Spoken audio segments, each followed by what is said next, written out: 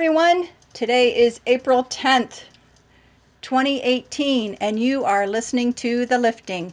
I am Joanna Michaels, and I am joined tonight by Christopher Stephen Jacobs. And as always, we are so grateful for those who support and listen to what we have to say. Tonight, we want to give an update to what we feel is going on out there right now. So now, as always, before we get started on tonight's topic, we have our affirmation and blessing. So Chris, do you mind reading the first one? Yes. The affirmation blessing is from a new guy. He calls himself Baraba. To all those wishing for a miracle, he said, ta-da, you are the miracle. See yourself as such and stop worrying about what could be or what could have been. Baraba. Okay, thank you. So, before we can actually give an update, let's review some principles that we feel are absolutely real and relevant to our current present moment experience. What you need to understand is that these principles of our current understanding are what give us our current perspective of what is going on. And as with everyone, as our understanding grows and new knowledge emerges, our perspectives grow and change. However, in this instance, for the last few years, in this topic of conversation, our perspective has not changed, and we want to explain why. So, to the first premise, and from the perspective of 3D understanding, which is duality. So there is a darkness or evil or whatever you label it to be that wants to control and dominate for their own purposes. An infrastructure was set up within the darkness and consisted of the controllers, which Chris often refers to as the harvesters, and many layers of the slaves doing their bidding. These harvesters are very negative Anunnaki who have lived for a very long time. As they aged and deteriorated, they merged with artificial intelligence, and as their tall bodies became frail and they shrank and deteriorated further, they were changing appearances and even at times looking like those grays that people talk about out there. And they became more dependent on artificial intelligence, but their brains remained quite powerful. To keep their life force going, they needed energy and have been harvesting energy off of beings for quite some time. Source deemed that their long history of darkness and energy harvesting is no longer necessary for their growth or ours and has marked them for extinction. They disagree and are now doing everything possible to survive. Understanding all of this and us detangling from their grips has been deemed a good learning experience for us. It aids in us knowing who we are by having a contrast, and we are coming out of it. But again, they will not give up. It is a fight to the last breath for them. Premise number 2. All of the general beings you know who seem to be in darkness are slaves to them. The Cabal and other humans are slaves to them, and the Cabal actually worship them as gods. Draco, insectoids, and other negative entities were either created by them to do their bidding or captured by them to do their bidding. Lumping all of one race into the negative category serves the darkness. The darkness has captured and programmed many beings from many races to do their bidding. And the darkness is happy that people then condemn a whole race to being evil. It serves their agenda that you do not trust. Again, this is why learning to discern through the heart space is all important, to help you discern a good being from a bad one, not just to condemn all. And these controllers have no issue throwing any of their slaves under the bus. They will be happy to sacrifice one lot for you to think they are the bad guys and have been dealt with, as they just change their clothes and put on a happy face. Because someone with a happy face can't be evil, right? Premise number 3. Our history is much longer, and they controlled much of what has been put out there as history. This gives them the advantage of not only controlling the story they want you to know, but to allow a metamorphosis at times of them. As I stated before, they realized that they could not stop the growth of humanity, no matter what they did. So throughout points of history, they had to change tactics because they were not giving up on their farming needs. No, it was just a challenging chess move to them. And now they are at it again. Premise number 4. Healthy is healthy, vibrant is vibrant. So as beings begin to expand in consciousness, and they do not choose the total experience of negativity as those Anunnaki who went and stayed dark did, there is actually more care and respect to the mind, body, and soul complex. Until such a time as a being chooses not to have a skin suit, which, by the way, does not happen for quite a while for us, what beings realize is the importance of all being healthy and all parts working well as a unit, mind, body, and soul. So let me give you an example. Let's talk a minute about the Ra beings, or avian beings as some would call them. Showing respect for the entirety of mind, body, and soul, these beings would appear as very robust and healthy.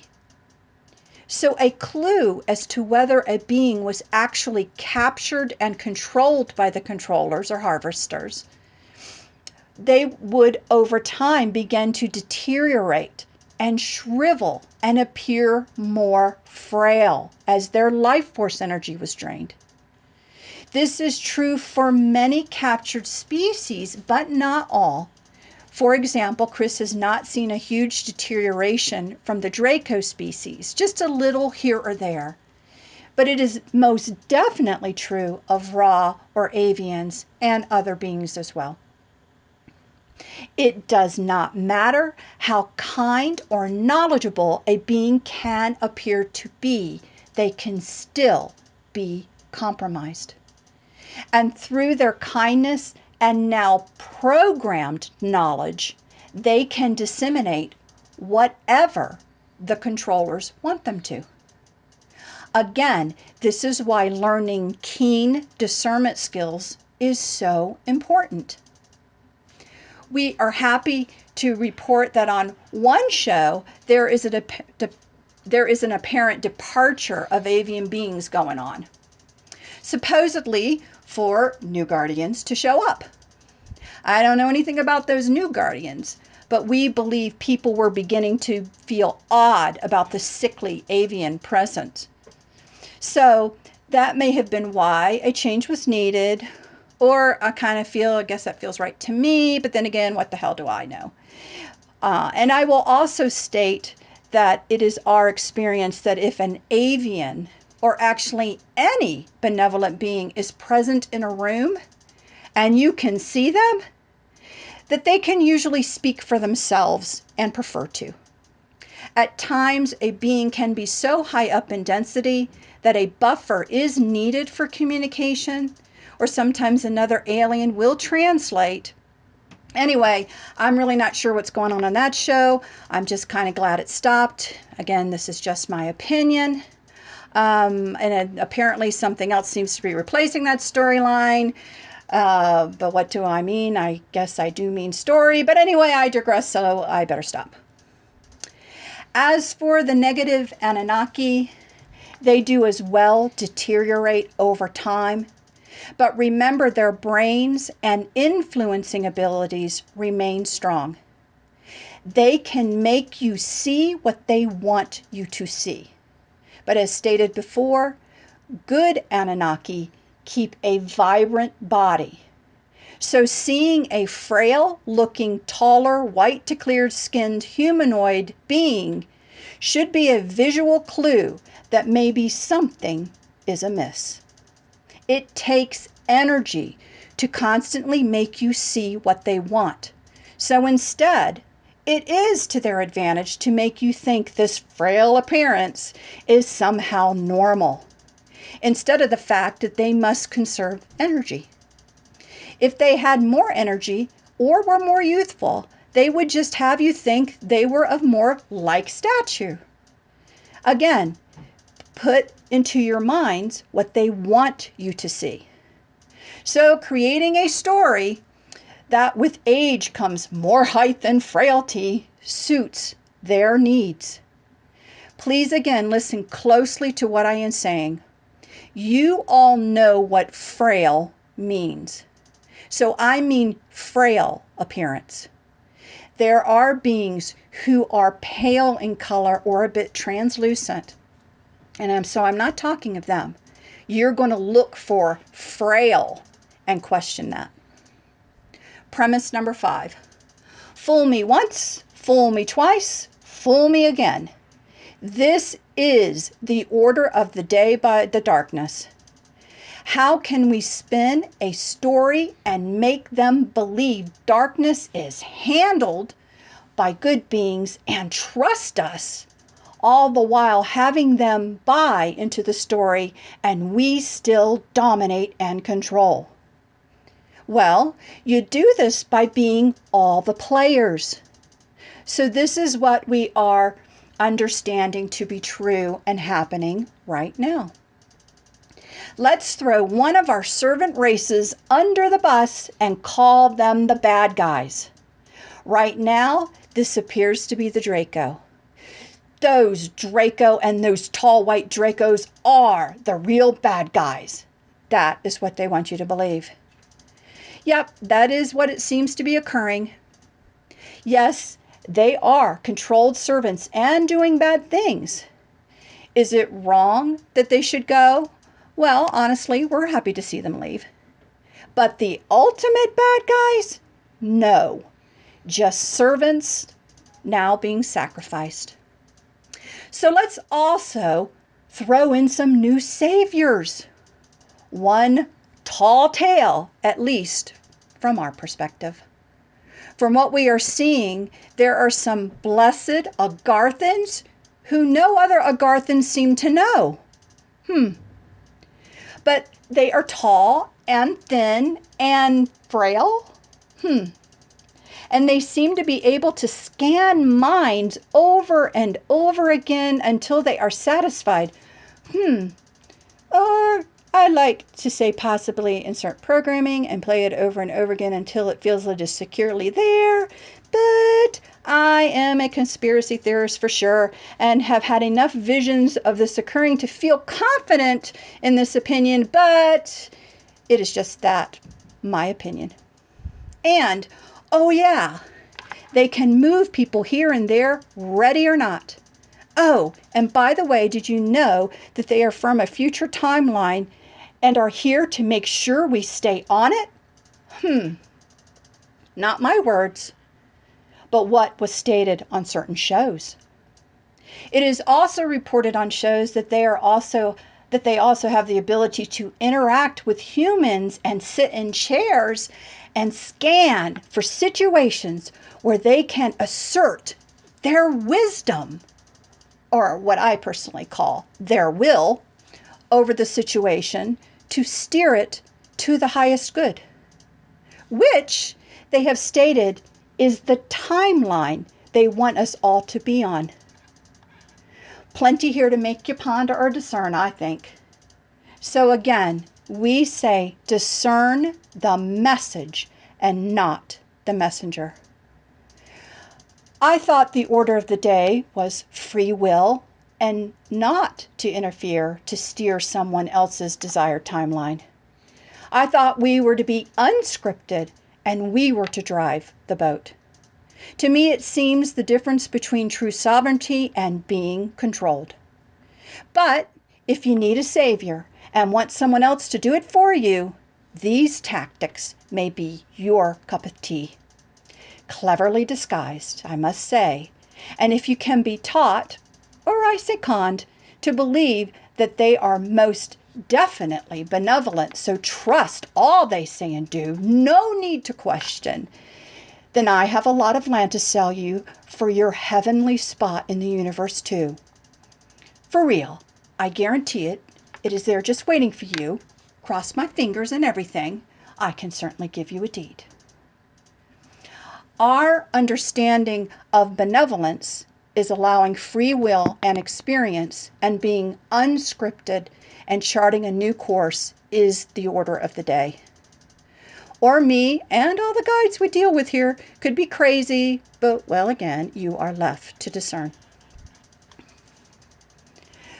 Premise number 6.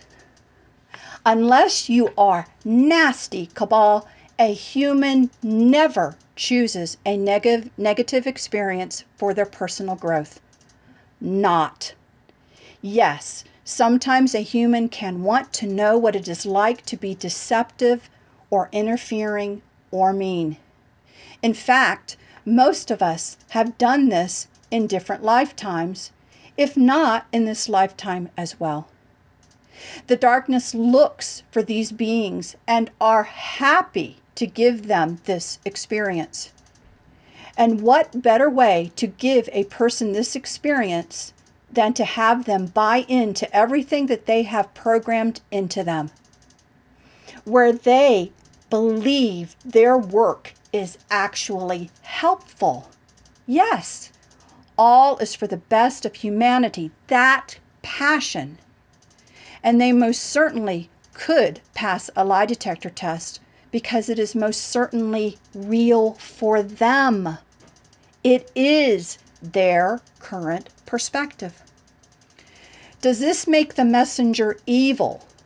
Well, we do not think so. But they can certainly cloud the conversation, which then gives them the desired experience they wanted. This is a great strategy of the darkness. And again, it is where you must discern what is being said and pay no attention to the one delivering the message. There are no gurus or prophets to be put on a pedestal and believe all coming from their mouth. No, this is not wise to do at all. This is the opposite of you discerning for yourself and gaining independent sovereignty. So stop yourself from doing it with anyone. And I do mean anyone, including us. We just report from our understanding, from our perspective. So what I am saying is that there are willing humans participating in deception, although they believe they are being benevolent. They will learn all in their life review and pull from it the desired experience, which is what we all do. We see more clearly after we pass. On a positive note, they will act as a rub so you can get to hone your discernment skills. So just understand that the benefit in honing your skill and just leave them to their experience. Once you can do this in understanding of the bigger picture, then the messenger will no longer bother you anymore. You will be happy to listen to anything so you can pick out what feels correct. It will be a happy challenge, especially if you gain more and more knowledge from the experience. And the darkness will most certainly back a benevolent person whose current truth or understanding may be limiting and it suits them. For example, the theory that humans were created by Enki and Enlil here on Earth. Nope, that is certainly not our understanding. Humans are way older, and we will get to that in future shows. Did Enki and Enlil tamper with human DNA? Yes, we understand that that is a truthful statement. And did we tell you that darkness wrote the history or traveled back in time and tampered with it? This is a hard concept to believe that old relics could have been altered or written to control perspective now, isn't it? So, is there something evil or dark about those who have come to this conclusion? No, not at all. And these people and those wanting a negative experience could appear to be exactly the same in their beliefs. Very honest, very believable, because they do believe it. It is their current perspective. So how do you know which person is good and which person is a deceiver? What we are trying to say is, who cares? Stop focusing on this type of question. Focusing on who is good or not is a distraction technique. Get it? So you just need to ignore them and listen to what they are saying. The truth will feel like the truth in your heart space and will remain until you grow, your perspective changes, and a new truth emerges. That is how it all works for all. And we are all at different levels of learning and growing. That is fact too, and it's all good.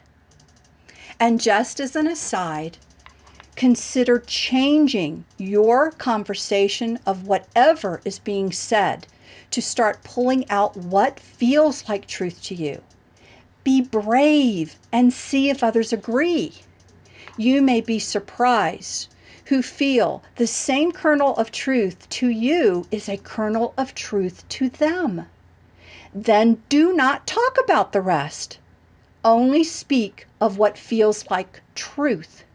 No more judging of an imperfect human host, because doing that is the distraction the darkness wants you to get involved in, because it keeps you from talking kernels of truth and unity with others and learning to co-create positive things with others. And stopping that is most definitely a goal of the darkness. So, I guess I am saying that it would not surprise me to see certain pundits or hosts being thrown under the bus by darkness if that is needed to keep a for and against of whether they were good or not, and that needs to be kept going. A good distraction technique from them until we are all the wiser. So I think I have spoken enough, a lot for you to think about. So Chris, what do you want to share with everyone?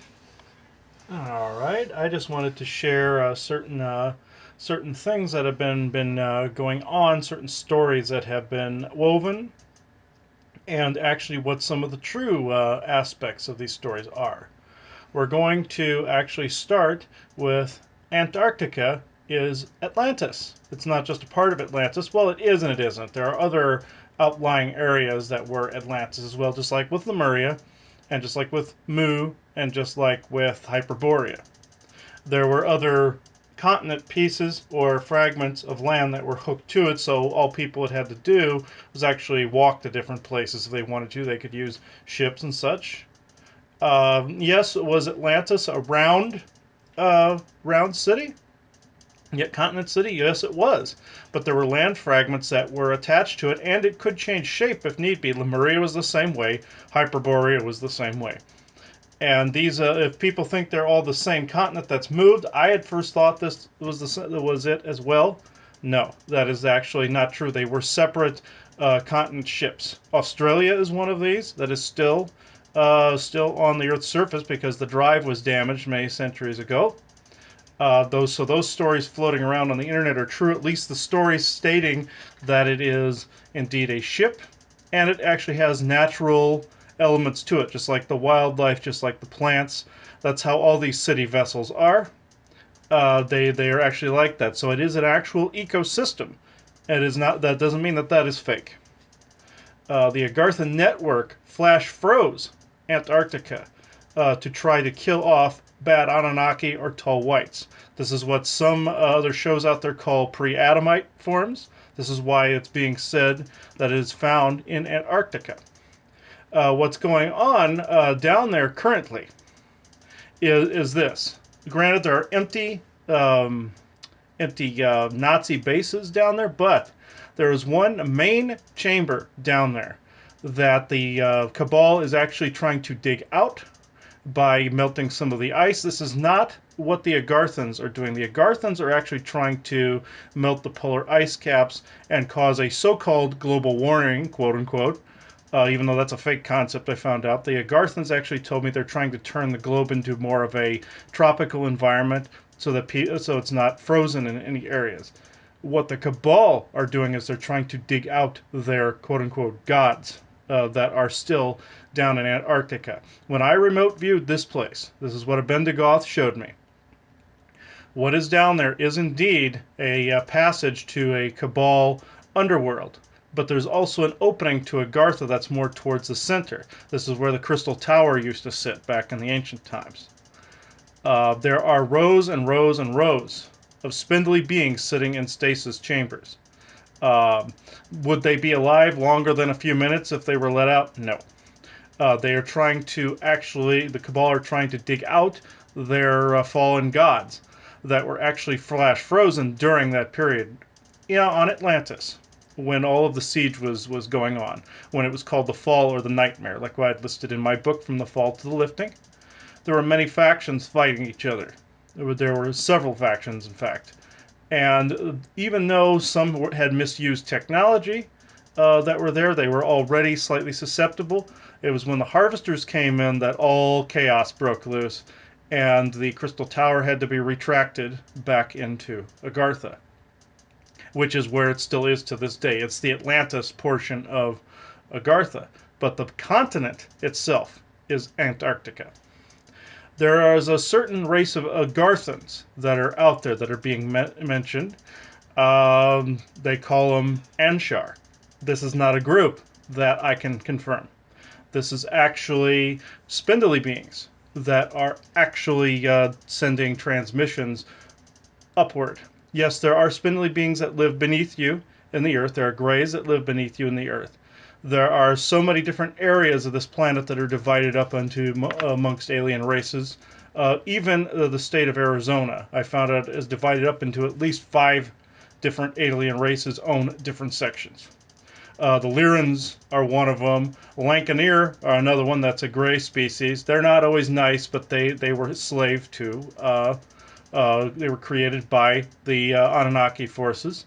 And there are Nordic Pleiadian, Native Pleiadian. Those are good races. And there are, of course, government factions and various other tall white areas that have been divided up further south in Arizona. So what I'm going to do, as far as I know it to be currently, I'm going to name off the different races that I know are in Agartha. Lyran, Nordic Pleiadian, descended from when there were descendants of Nordic Pleiadians on Mars before the fall of Mars and before all chaos broke loose in the solar system. They came from the Pleiades. Native Pleiadian, both descendants of ancient Mayan and ancient Mayans themselves. And the next one have confused people. People have asked me about this one. Orpheon. Now, Orpheon, are they tall and white? Yes. They are not spindly. They look like a snow elf from like the game Skyrim. They are pale white. They are not translucent in any way. They look like us. They are just albino. They have pointed ears, and they came from a different universe, which then they crossed over into the Pleiades, and the ancient Mayans brought them here. The Tengu of Japan, a bird race. This was a race that I found in a read once. They look like cardinals almost. They have a human form and they speak a strange bird-like language. They have a place down in Agartha. Are there owl and blue avian races down there? You betcha. But the owl race generally hangs out in their own realm. They call it the Passage. There are another race of duck-like people. I cannot remember their name offhand. It was a slightly difficult name. It was like Luau or Lau or something. I can't pronounce it. But that's another race. There's a pigeon-looking race that I came across, but they all have their own separate realms. They do not necessarily exist in Agartha, but they utilize Agartha. There are the Amazons of ancient Greek myth. The very same ones that you hear the myths about, that had their own island, and the gods tried to conquer them. The famous one was the god Dionysus that tried to conquer the Amazon tribes and failed miserably. I found out he was a spindly, and they actually retreated to Agartha. It was actually the sleeping male giants that went off to war, and the two groups eventually separated, and they have their own sections in Agartha. But there are sleeping male giants all over the planet in different various deep caves. Some are nice, some are not so nice. Nordic reptilian mix. Now, this is one I see periodically. There are Nordic races that actually helped the Nazis during World War II. That is the tall whites, the spindlies, and the white royal reptilians. But there also is a Nordic gray / reptilian race that are very white and pale and slightly spindly, but there's also a good Nordic reptilian race that has a slight Nordic and pinkish hue to the skin. They're a mixed race of at least two other races in there that I don't know what the names are offhand. But there are good and bad races, and then there is the negative Agarthans, of course, that are white Nordic race that also helped the Nazis during World War II. Good Syrian mixed races. Bendigoth falls under this. He's actually part frost giant from Maldek and part Syrian, which they have bluish purplish skin and pointed ears. He's half and half. He actually came from a construct around Maldek and then retreated to the inner earth after Maldek exploded. And so did some of his people, and then some went out to the Cirrus system. The Syrian races actually split. The negative ones anchored to a negative timeline, and the good ones actually scattered throughout the galaxy. Tuathan nature builders. These are the Tuatha De Danann from Irish mythology. They also have pointed ears, but they look more Nordic sometimes, and there are a race of them that actually look exactly like us. Thomas falls under this category. Some of the giants actually intermarried in with some elven-looking races, and then some of the Tuatha De Danann were born at that time. The nature builders are a separate race of theirs that helped build nature here when the Earth was a super Earth. When the harvesters divided the world, their job was to more repair nature. The ant people, native Maldekian or Isaac's people. These actually, I've seen tall ant people. These are different from the mantid. These are more antid races. Isaac is more of a beetle look or scarab look, or like Balzer likes to call him a dung beetle from time to time. And that's how he makes fun of him. But these races, these particular ant and beetle races, fall under the ant people category of the ancient Native American mythology. Fish people, both from Cirrus and from another universe. This one's a slightly more complicated one. There are octopus-shaped ones that the Anunnaki created, like a slave race, like I said, the Lankaneer, or some human clone variations and the like, and robotic variations and the like. But the octopus-type ones are what are in our oceans right now.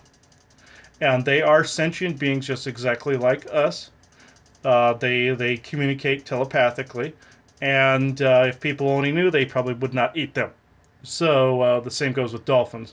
But they also dolphins are a type of Syrian that can shapeshift. That's one from that was also from Maldek, went to the Cirrus system, and they went up in vibration quicker than any of the other groups.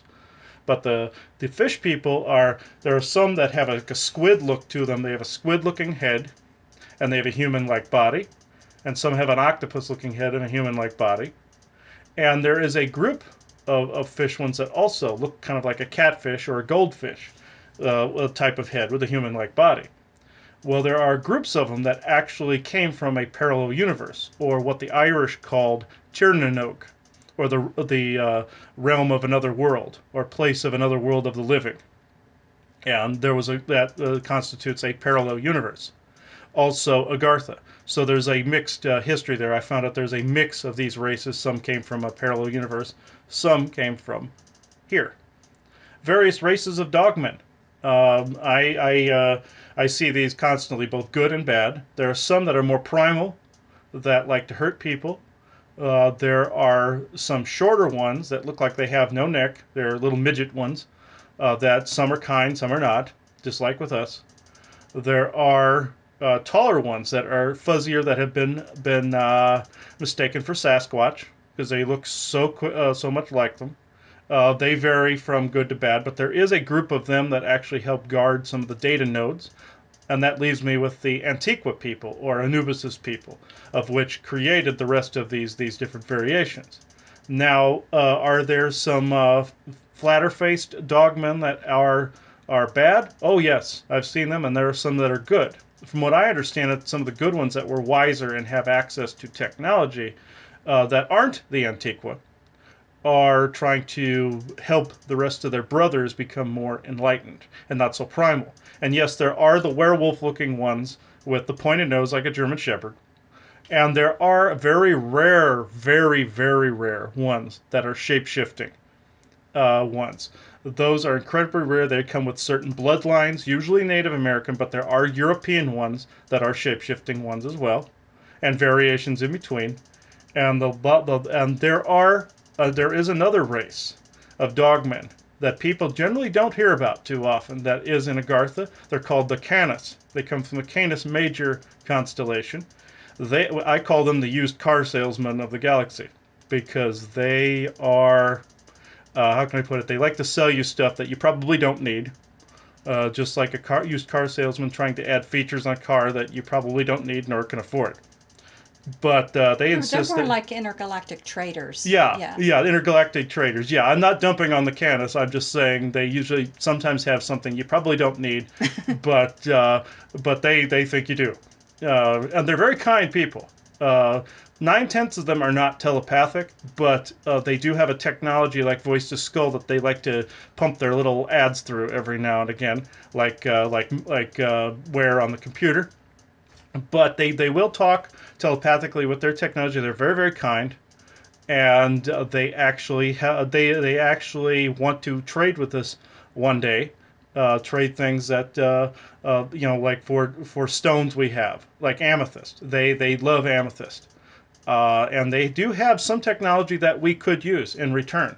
That we have other stones that will work with their technology. Not everything they have is something we don't need. They actually do have things that we can use. And I just want, if they're listening right now, I don't want them to think I'm dumping on them. They're actually very kind. So Sasquatch, a Nakam of the Pleiadian origin, Lemurian, with the shorter neck look. There are several Sasquatch races. The Anakam, you've heard me talk about them before. They are the ancient ones known to Native Americans as the ones from beyond the sun. Those come from the Pleiades. We quite frequently see that particular type with the Sentinels in this area, the Pleiadian Sentinels, and sometimes with Chawanda's people. Those are the ones that can actually shift from matter to energy. There are their descendants here on Earth that people mostly see. Those are the Sasquatch people see roaming the forests and the caves. Some of them speak in stick glyphs are the ones that were the descendants thereof and slightly de-evolved. Again, I'm not dumping on anything. This is what I've been told. This is what Telnorscus and all of them have been told. Then there's variations in between, like Fuma. He's not quite Anakam, but he is descended from his Anakam grandfather, who is Sufas. Him and his two brothers, Mirnok and Simar. They also told me there is a Lemurian origin type one that they look more Samoan. They have the shorter neck like Samoan people have, but they're more muscular. And these are the ones that you usually see somewhere around Washington and Vancouver Island. And sometimes you see them at different parts of the globe too. Then you have, of course, the Yowie of Australia. You have the Yeti, and of course you have the bad guys, which are the trolls slash face eaters. But yeah, those are some of the different variations of those races. Oh yeah, and there's a shorter race as well that are roughly slightly short, about I would say 5 feet high. There's a variation of them. So sometimes they're not children you're seeing. Various bird races, we've already discussed that one. Grays and tall whites in more isolated sections of Agartha. This was most famously stated by Gene Roddenberry in the pilot episode of Star Trek, the original one, where Captain Pike took his crew to the Talos system, or the Telosian system, and there were these large-headed, robed aliens that could show you any variation of illusion that they wanted you to see. And they were famously depicted as being underground because the Greys do occupy parts of our oceans and parts of underground and some of our mountain areas. And some channelers mix these up with different Agarthan tribes, and these particular groups would like nothing more than for you not to discern these messages. Draco types in various tunnels. There are several Draco types wandering underground. Raptor-faced ones that are human in appearance, and crocodile-faced ones that are human in appearance. Winged white royal, the white royals, they also have a crocodilian look to them. They've been shown accurately on different shows. Human hybrid and human-looking reptilians. These look like humans, just with a lot of scales. Sometimes they are Caucasian. This also falls into the Nazi Germany category. Classic demon horn types. These are large, and you've heard me refer to them as Dracomagma in the past. They are lava-looking, and sometimes they're bright cherry red. Sometimes they are orange and black. They have large horns, sometimes that are more skin-type horns that can flip back like hair. Other times they are hardened like a goat horn. And also there are goat species as well. I forgot to list that one here. That are good and bad. Some are considered satyrs, and others are very peaceful earth beings. We know one here by the name of Barman and his son Oji. But there are also shorter shorter hairy covered reptilians. These guys are asses. They are very short. They're about the size of a toddler, and they actually like to harass people, generally in wooded areas. But they will come into your home, appear in mirrors, just like all the other Draco do. But these particular little guys will show up at the foot of bed. Sometimes they'll mimic children. The mimickers aren't the only ones that do the mimicry. The Draco love to do it as well. But the mimickers generally mimic ghosts and family members in hallways, phones ringing, etc. Gray-skinned horned reptilians. Some of the old quote-unquote gods fall under this category. Depictions of the fake Enki and Enlil with the horns fall into this category because sometimes these guys can have beards. They're just gray and horned, and they sometimes look like what you would think of Norse gods, but a reptilian version. This is where how House M fell into this particular paradigm. Winged angel reptilians. Some have colored feathers. These you don't see too much. These are depicted in ancient paintings. Any of the angel paintings that you come across are essentially these. These were one of the major servants of the darkness back in the time of Maldek's explosion. These would fall definitely under the Archangel category. Archangel, Archon. Think of that when you think of these guys. Um, Bug and spider races. Uh, Granted, there are good bugs like Bugnasi, and there are bad bugs like some of these different spider races. Yes, there's some good spiders as well, but I've come across a millipede spider-looking being that is primordial Earth. This was not alien. This was something that was woken up by the new energies, and they like to spit webs at people and portal jump. These are one of the more annoying types that we encountered on the coast, and here in Arizona, I encountered one here. Um, these will eat people. They're like any other spider that likes to grab prey in a web. There was a famous myth out on the East Coast that involved one of these creatures that would suck the life force out of children, and they find them all blue, and they thought that witches were responsible back in that day. But the Native Americans ended up leaving this creature alone, and they were the safe ones at the time. It was the white settlers at the time that got nailed by them. But then we have the mantids, of course. But the mantids do occupy some of the inner Earth, but mostly they are in space, and so do some of the grasshopper ones and everything like that. It's Isaac's people, the ant people, that you generally see in the inner Earth. Okay, dragons. Now that like Lentazar and Rolento, they definitely are part of the inner Earth. Though that one goes without saying. Elf races. I've run across several ones, of course, like the Tuatha types, but then there are these gray skin colored ones, and there are these teal skin colored ones from the old Maldekian period, and there's also these shorter ones. Those hairy Draco fall into this category as well. They also fall into the goblin category as well. They're the ones of the mythology that would go into people's homes and harass and steal children and stuff like that. Those are those shorter little asses that were doing that in mythology. They got mixed up with, of course, the Albion of the old Nordic Elfenheim kingdom, and also got mixed up with the Draco, the hairy Draco that we mentioned previously. Uh, then there's the goblin types, the golem-looking beings I call the time thieves. They generally are closer to the surface, but they hang out in caves and tunnels underneath people's houses, and they stagnate people's timelines. The various groups that I see deal with different symbols. There's different amalgamated groups of different races that I see that have different symbols on their chests. There's ones that use the octahedron as their main symbol. The swastika, of course, that's of course the Nazi group. Some use the Saturn symbol. That happens to be true. I can't confirm any of the other symbols that you've seen on certain shows, but those particular two I can. And Japanese Chinese symbols. This would fall into the Untumban descendants of the Proto-Japanese culture. We'll have a show on them at some point in the future, and talk about them at some point in the future. But they're descendants that are down there. So some of the Oriental-looking people fall under that category. Lemurian descendants and Samoan-looking people.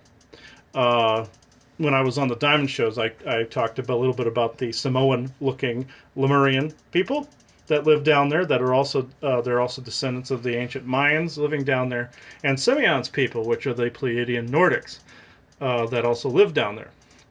There are these weird reptilians that actually they're called Ramlans, that look like chicken-looking raptors that have like feathery plumes come out of the back of their head. That particular race is accurate. They tend to guard giant tombs and giants sleeping under the earth.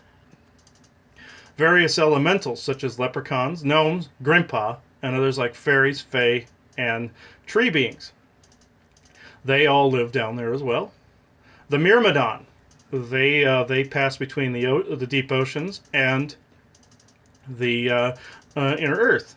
Water people, or I call them the abyss beings, like the movie The Abyss, where you see the watery tubule type beings in that movie. That is 100% accurate. Man-like shark guards. I have encountered these. This is weird, folks, but I have encountered this particular race guarding data nodes They're more animal-like. The Agarthans usually have to kind of tote them around on a leash or a harness or something, because if they go feral, they end up having to be shot or something, because they're almost untrainable, but they're very hostile. I've run into them in bilocation several times, especially when bilocating near like a data node of some sort. Man-like whale beings. These are actually very kind beings that actually live down in the deep oceans, along with the Myrmidon. Very, very kind, very high-density beings that deliver downloads to people sometimes. So do some of the Agarthan tribes. So that's an amazing list, I must say, of the different beings that you know of to date that you have actually dealt with. I think probably all of those races. Mm-hmm. So, and they, again, on certain shows out there that are touting certain groups, none of these other groups have ever heard of them, although they seem to classify them the same way we do, that there needs to be some serious consideration that these could be falling into the tall, white, spindly beings, not so nice guys. So, again, depending on whether or not you believe Chris channels any of these beings or not, but that's a heck of a list that doesn't seem to know who these others are either. So anyway, just wanted to reiterate that. But anyway, Yes. go ahead. Yes, none of these beings seem to know who the heck these other shows are talking about, and I've actually spoken to every single one of these groups. So uh, there are more beneath our feet than the Agartha network. Nazi breakaway civilization, as I've said. Harvesters, white, spindly beings, and other deteriorated Anunnaki or their slaves. Missing humans in bases where people have been abducted by our government, like at Dulce, for instance. Clone slaves and missing humans mining for gold and pieces of what is known as the World Engine. Wars between Agarthan factions and the Cabal.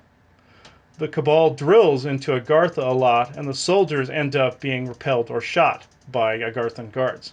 In the seas, the Myrmidon war with the Cabal over portals and doorways to their realm. Explosions that occur from these battles are said to be earthquakes up here.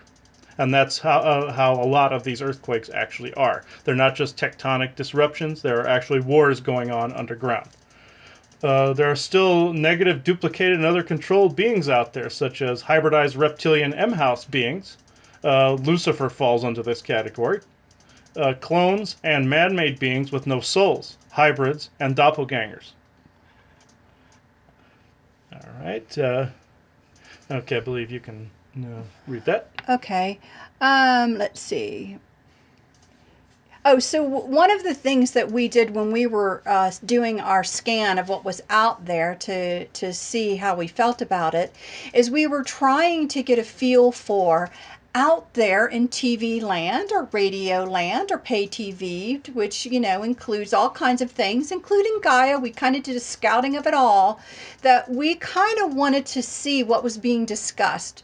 Now, what we realized is that there is a limit out there of what is being allowed to be discussed now.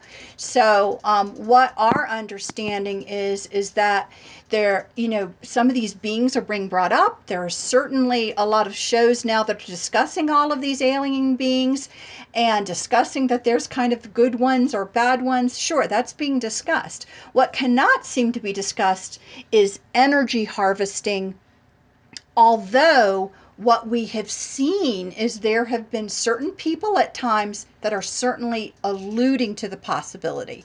But an out and out discussion of energy harvesting and that, in the concept of that we could be a farming planet is not being discussed out there at all.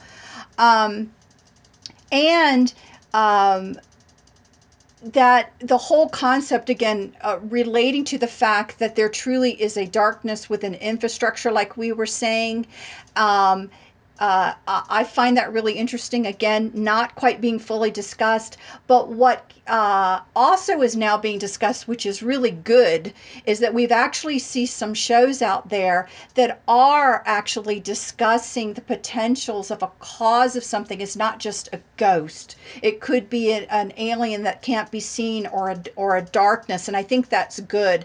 So there's a show out there. It's been out there for a little bit called The Dead Files. That's really good. good because they use a psychic in there as well as an investigator, and they do investigations separately, and it is very interesting what they come up with. There are other ghost shows out there now that are now discussing the alien component to it, and we think that's wonderful. But what is missing and is not yet able to be discussed, it seems to be the getting rid of it. So they go up to the point of being able to, let's say, diagnose an issue, and some of the stuff that we've been discussing has been brought up as a potential component. But as far as showing someone getting rid of it and how that is done, not a part of the conversation yet. So again, is the media open, in our opinion, to be free to discuss? No, it is not. It is still controlled. It is still our understanding that there is give and take, agreements that are made, what will and will not be discussed, and there's only a certain level of discussion going on now with little tidbits of will allude to something, but we cannot discuss it yet. And so that's what we've seen. So we'll put that out there right now.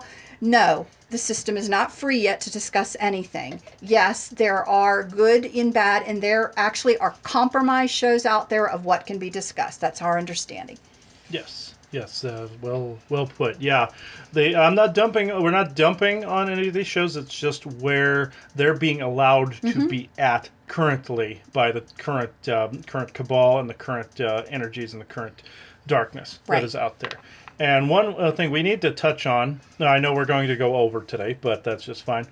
No savior, no matter how you spin it. There's not nobody's going to save you, folks. The Galactics have made this quite clear. They're not here to save you. They're here to help you save yourselves. There's not going to be any aliens swooping down here unless it's the spun story about these tall white bad guys or the great gods of the Cabal coming down here to save everybody from the problems they started. So if there are any races that are coming down here to save you, like the Justice League, not the good guys, folks. Even though Michael and his group, and Simeon and his group, Chiwan and his group, do help save people from certain death, and angelic groups do this as well. Groups like the Jinn, groups like the Tall Whites and Greys, and any of these bad demon groups will create a problem just to save you from it. And that is what this whole savior thing is about. The whole martyrdom thing, savior, praying to a religion sort of thing to come save you. None of the good guys created that, folks. I am sorry to say. There's not going to be apocalyptic disasters. No big one. No, none of these disasters. None where we have to retreat to Agartha and be saved. The flood was actually, there was this message that came out around the time of the flood. The Agartha network was actually saving humans at the time. The Ant people are famous for actually taking the Native American tribes down into Agartha and saving them from the fires and the floods that the Spindlies caused. The Agartha network put a telepathic message out there through the Keswick data nodes that people that recognized certain signs and certain symbols and could recognize intuitively that something was wrong, they directed multitudes of people down to Agartha, where some of these descendants of those people still exist.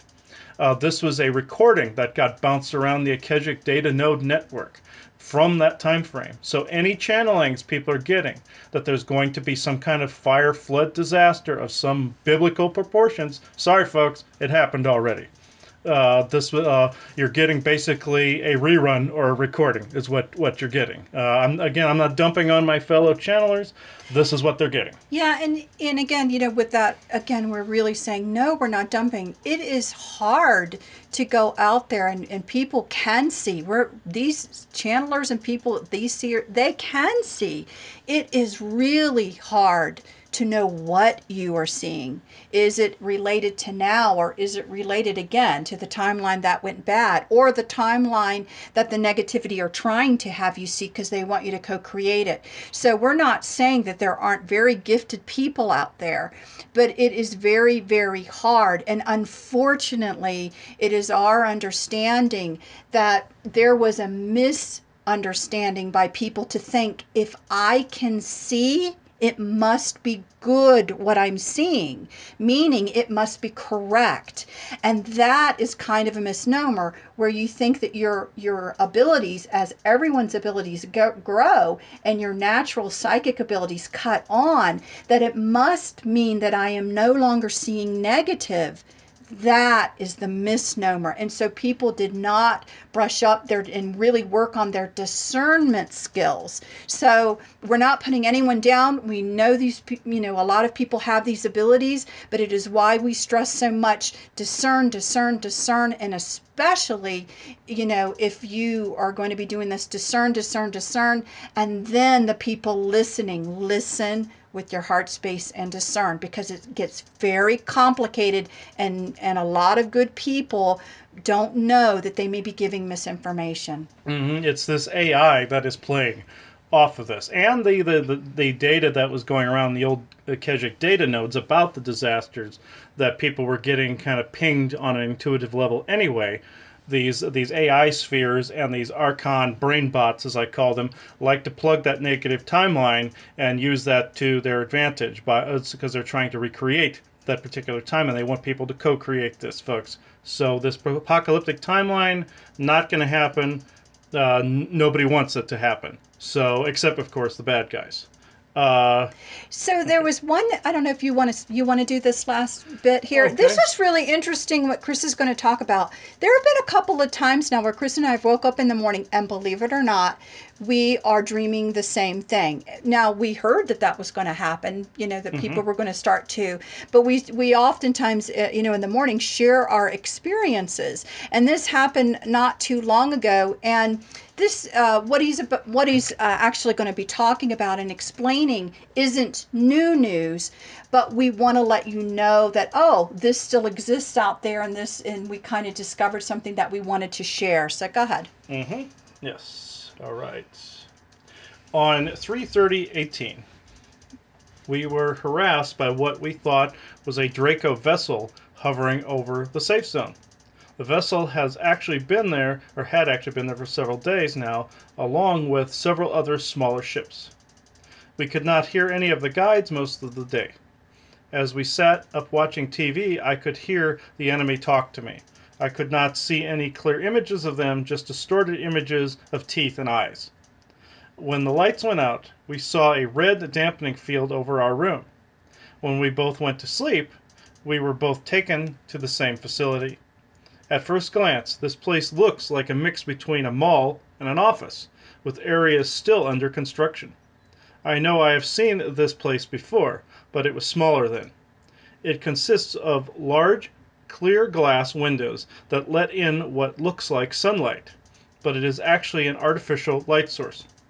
Many people in suits, shorts, and tees, and even colored skirts walk the halls of this massive ship. There were even people in their underwear and those walking around completely nude.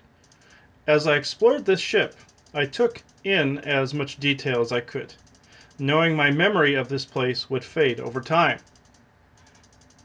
I saw an area under construction with men in hard hats welding girders and beams into place. What was odd about this area was that there were boxes and boxes of leather pelts and skins. However, the pelts were not that of the leather you would normally use for a handbag or medicine pouch. No, these were the skins of either human-like species or ones as evolved as us, such as octopi and Sasquatch. And there were humans in there too, folks. The human workers were completely oblivious to any of this, as they worked without a care in the world. I even approached a female worker who seemed more like a foreman, and she was very uncaring about any of what I saw. I suspected she was a white spindly, but she looked more human at the time. As I explored more, I came across a large pool or lake-sized body of water.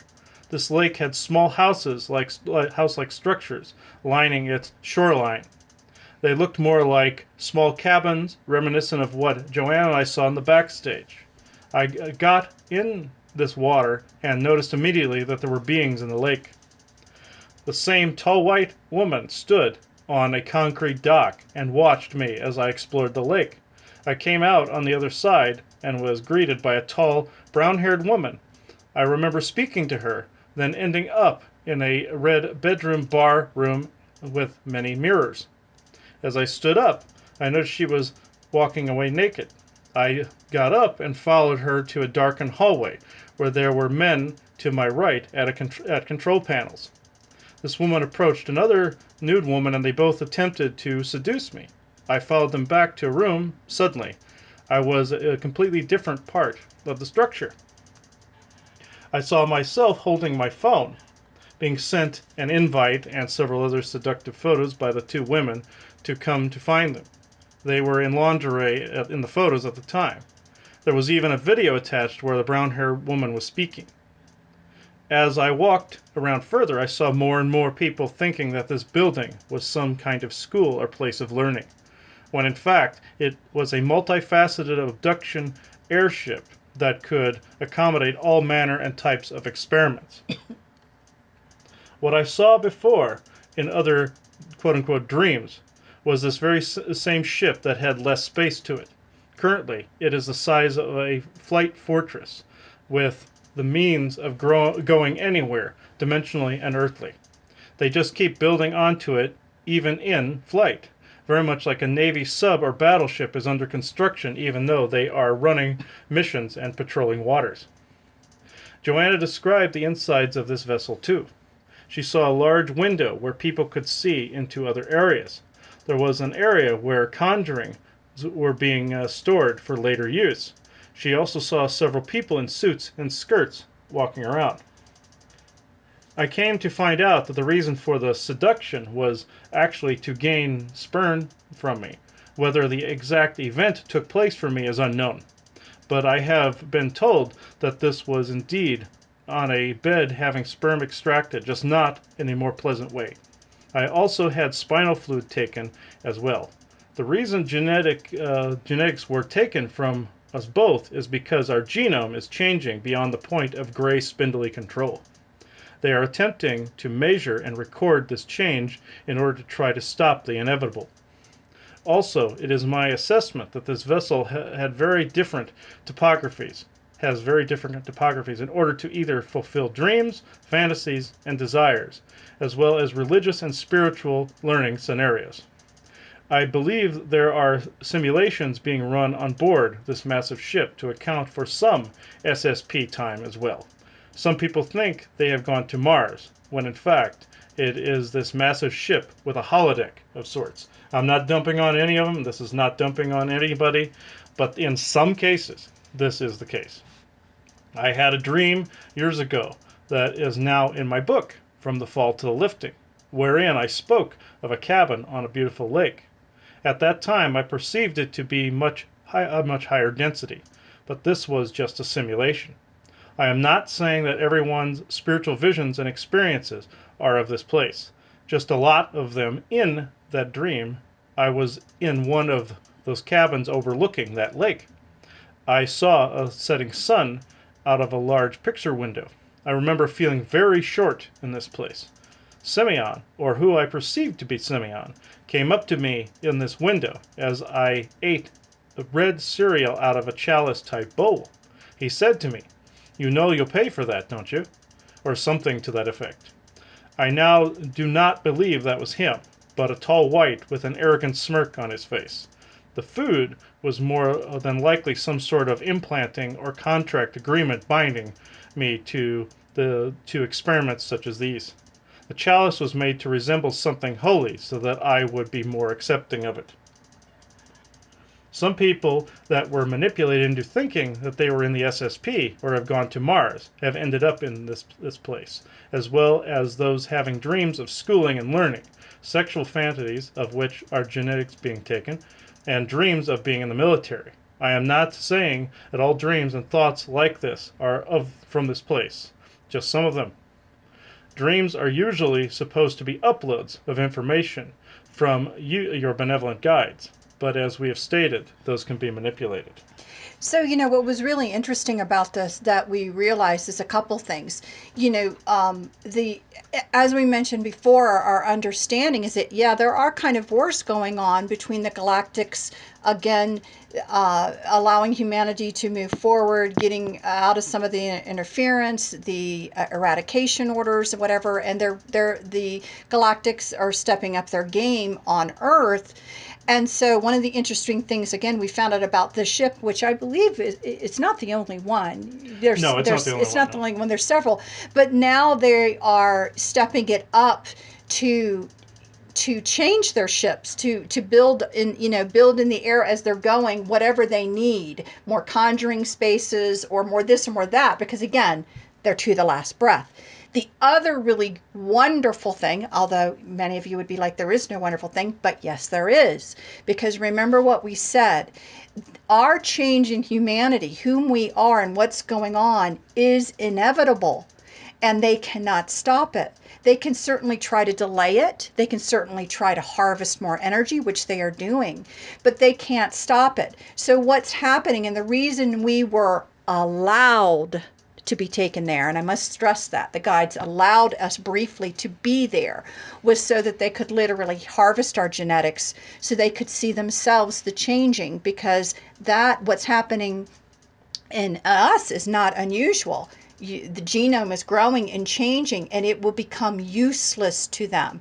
So it's a big game going on. This is the part of the our better understanding of all the chess moves to try to keep humanity down from expanding. Let's not tell humanity how they can expand so that we can still be in control, because that really is their game. So it's interesting that that's going on, and our guides did not abandon us. We were apparently allowed to be taken so that our genetics, and as soon as that part was over, we were returned. We were not kept there. That's at least what we are told by the guides. But it was really interesting that we woke up with the same experience, and that is to start to happening to people. So again, people need to talk to one another. People need to share their experiences, and you're going to start to find that you're not alone. And we just really want to encourage that. Yes, yeah, it's very interesting. There are a couple other things in our skies as well. There are sometimes assimilated alien craft that the harvesters have assimilated, for lack of a better term. It's a Borg term.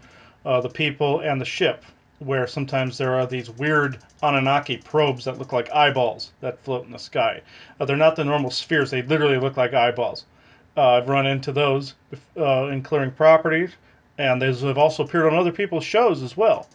Not the ones you're thinking either. There are also Draco vessels that I've run across in the skies. Of course, there's the plethora of good guys. I'm not going to go into that. But there's the Draco vessels that cause some of the chemtrailing, and they will hide as clouds in the sky. So if you see strange clouds in the skies, folks, that seem like they're out of place, good guys will hide as that as well. But if the Draco are wanting to monitor an area, they hide behind these weird 2D looking clouds, like somebody hiding behind like a cardboard cutout or something. They stand out like a sore thumb. Granted, the Sasquatch beings also have cloud ships as well, and the Pleiadians do have these cloud-like disguises for vessels. The Draco ones stand out like a sore thumb. They are not. They are not positive, and I will even put a picture of this that I have on my phone currently, showing you what I am talking about in the video when we edit this. But we're at this portion of the show. I don't know if any Galactics want to come through to talk tonight, or if I'm just going to go into the Q&A questions this evening. I believe we've covered a lot of information on this show this evening. So is anybody wanting... Oh, Isaac, you're just doing the keep going thing. Okay, nobody wants to talk tonight. No? No? Really? Yeah, all right. No, who's pointing to themselves? Well, no, you got to say more than me. Okay, let's see. I can't hardly see who you are. Okay. Okay. If you want to talk, that's just fine. Okay. Can't go a show without the Galactics actually talking. So, this is actually going to be a newcomer. That he is actually a relative of, I believe, a relative of Isaac's. He falls under the Ant People category. And the ant people generally don't talk on the show very often, but if you count Isaac in that, of course, you can say that too. Yes, I know Balzer. He's a dung beetle. Thank you. But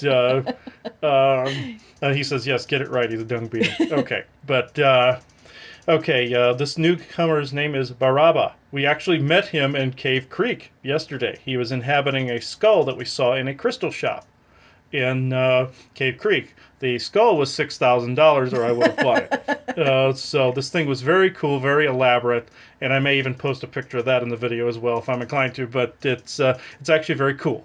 And he was inhabiting that skull, but he said if I got one that was more worthy of him, he would transfer to that. So you want to talk? Yes, I know. You want to talk. Thank you. So okay, give me a moment.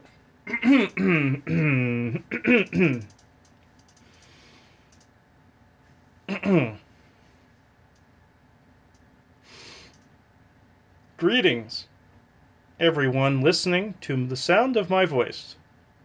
My name is Baraba, and I am what you would call an ant person. My physical stature is roughly 9 feet tall. The face of your ant species without the mandibles. We have what is known to you as jowls under our chins that look more like chicken or rooster features. We actually have a face very much like your own. And in this would be most confusing to people because they consider us more of an insectoid species. No, we are from a completely different timeline altogether, even though we report to be from ancient Maldek, which this is very, very true. There are things about that place this one yet does not know, but I will digress. I myself am from what you would call a future timeline, very much like your Germain is. I myself, along with many of my brethren, came to this time to re-knit your histories and to save some of your genetic kind into the depths of Agartha.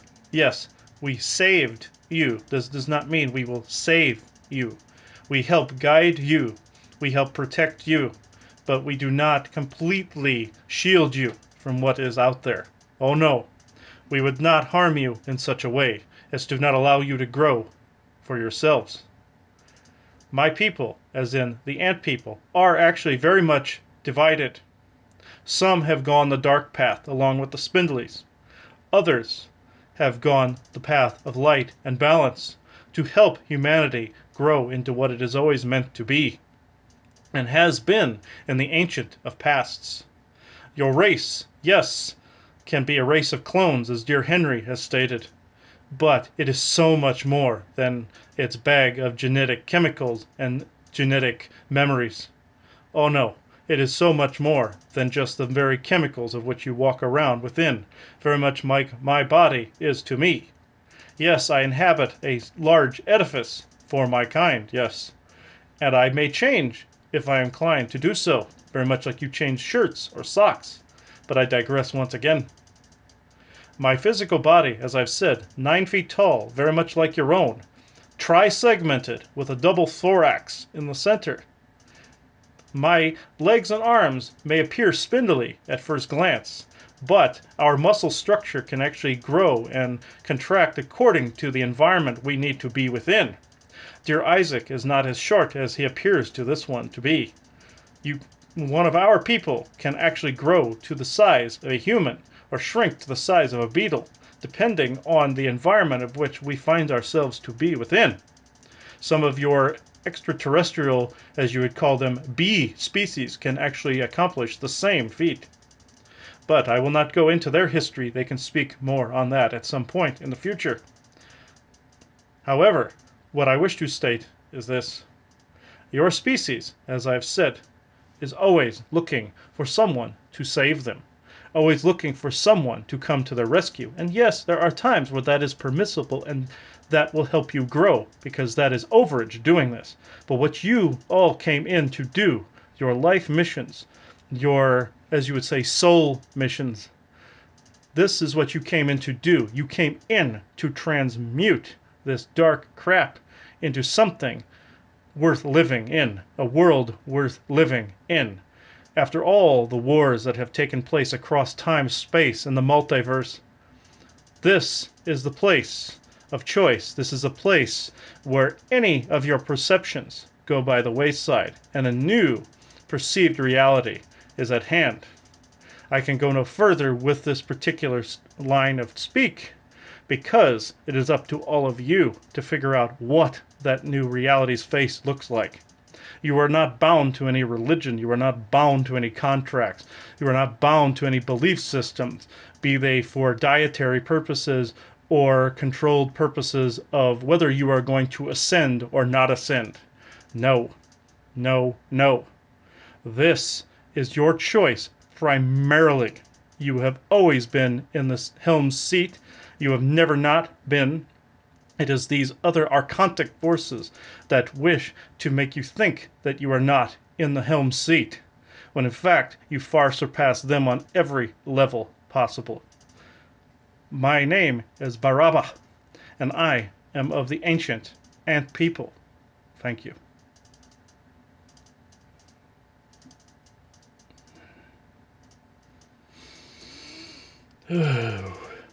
He's actually quite strong, but he comes in with ease and he allows me to keep control. He doesn't completely control my vocal cords, but I think he's getting used to being around me. Yeah, he's definitely a very strong being, and all I can see is his face primarily. He looks like he has the face of a human, with larger eyes that are kind of almond shaped ish, that have strange like nictitating membranes in it, and he has the antennae of an ant and these two jowls on either side of his chin. And he's more of a I'm going to put it like an auburn or burnt sienna color, with segments of black and tan in there. And he does have hair, or what I think is hair. No, Isaac, he does not have a mohawk. Okay. Okay, but he has hair that goes straight back. That is very much like ours. I believe there's some human hybridization with insectoid in there. I don't want to insult him by speculating, but that's what this looks like to me. But yeah, now he's actually stepping back. I'm going to actually see if anybody else wants to talk. No, Baraba was the only one tonight. Yeah, okay. There was a reason that we encountered him yesterday. He wanted to talk on our show. So. All right, guys. So as we promised, we would always do a couple of questions. We're just going to do 2 tonight. I know we're running a little bit over, but hopefully you don't mind. So question number 1. Could you elaborate some details on the perspective shift coming? Will it be something like a new understanding of compassion, or how we can relate to our surroundings, or more like things will be physically looking and feeling different? All right, this one was from Isaac earlier. It says, Isaac here. There is something you all should know about this quote-unquote shift. It needs to be made clear that it is just a change in understandings, such as what good and evil truly are. Secondly, please understand that your environment will not change, only an understanding on what you currently cannot perceive about said environment, such as your Mandela effect. Yes, timelines change, and yes, buildings and people are coming and going, but just know that a vast majority of you will not see this occur. Only those who are to inform of its occurrences. I can say no more at this time because this one is not ready for what lies ahead just yet. Thank you all. Blessings to you all. I always get nervous when they say things like that. Yeah, I know. Oh, Lord, what's next? And he wasn't joking either when he said that. So. Yikes. Okay, question number 2. I was wondering if you could ask Inner Earth people about people moving in there before the New World Order. I live in Minnesota, so I can't do this in person. Alrighty. Get to this one. And this was also from Isaac. Isaac here, dear one. There will be no moving to the Inner Earth because there will be no disaster relevant enough to warrant such a move. The messages people are getting about the Earth or Sun failing, exploding, and the like are of an ancient recording within the Akashic warning people of the impending floods and fires. This does not pertain to the now. That is all I will say. And that was from Isaac. Now, there was a third question that we got a little while ago I will include, and this was about the meteor crater in Winslow, Arizona. And this was, Isaac wanted to answer this. I didn't really want to answer anymore today, but he wanted to give me the answer of basically what caused it and what are the origins of the meteor crater. And so I typed this out earlier, and I had my suspicions, and I knew, and I had this confirmed by guides at the time. I had my suspicions when I looked into it the first time, that it was a mix of bits of Maldek falling to Earth and the old weapons fire of the old temporal wars. So, this was Isaac's response. Isaac here. Yes, there are indeed weapons fire craters on your world from the old wars. With that said, the one you call Winslow, Arizona Meteor Crater is indeed one of these, with one added bonus, as you say. It, too, had a small fragment of my home of Maldek included within the weapons beam, as it were. Then, the harvester spheres took on the raw materials, leaving a small piece for humans to find later on. This is all that I can say on this subject for now. Blessings to you all. Isaac. All right. Okay, guys, so we are at the end, almost an hour and 25 minutes, it looks like tonight. We hope you enjoyed the show.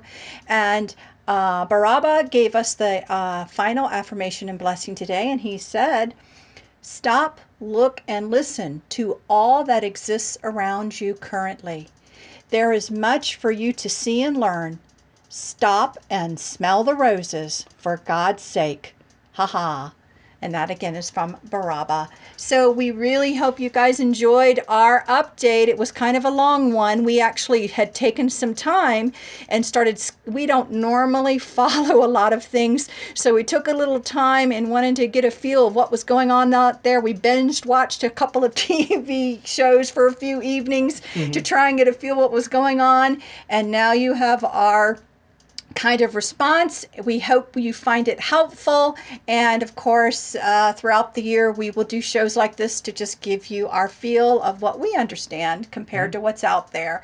So anyway, everyone, keep up the good work, look for things in happiness. The flowers that are actually weeds are still flowers, and they're beautiful if you look at them. Take time again, as Baraba said, to stop and smell the roses, just the little beauties of the world, and it will change your day.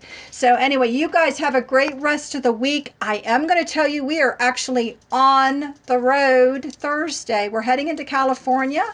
For those who are going to be in Santa Rosa this weekend, we're going to be doing the Santa Rosa Psychic Fair. So if you're going to be around in the area, please stop by and say hello to us. We would love to meet whomever's around.